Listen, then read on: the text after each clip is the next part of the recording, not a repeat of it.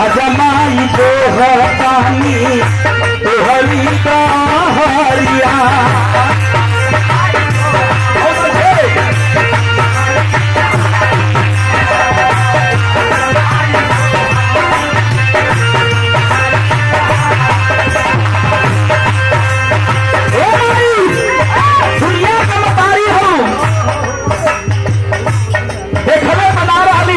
लेकिन सुनने वाली आज भी प्रमाण है मैहर के दरबार में कि भोरवे में फोन कर दिया।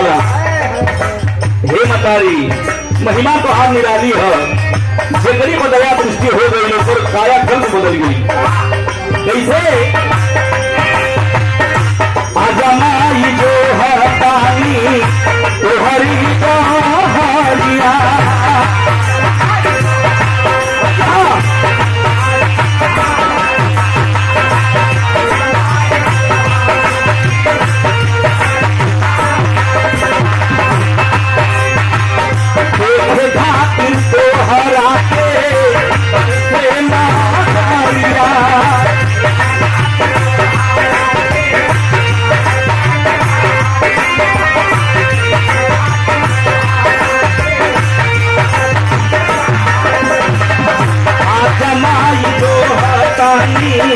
तोहरी कहरिया